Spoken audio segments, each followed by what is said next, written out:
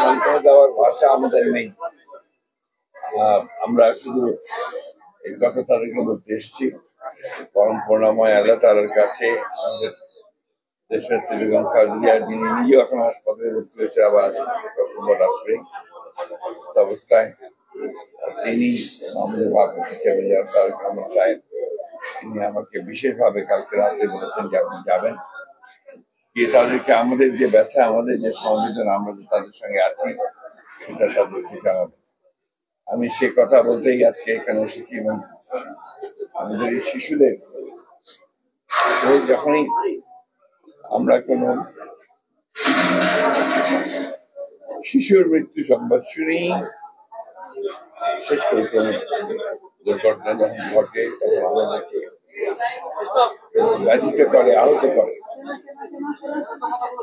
আমরা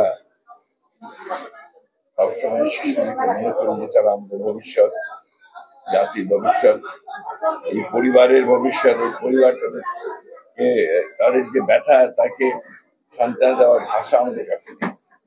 আমরা শুধু তাদেরকে জানাতে এসেছি যে আমরা আপনাদের এই কষ্টের সঙ্গে আমরা আছি, আমরা আপনাদের সঙ্গে সেটা শেয়ার করছি, শেয়ার করে দেবো।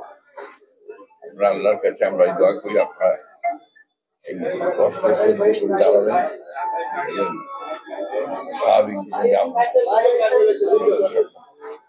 আমরা আল্লাহ তাআলার কাছে চাই।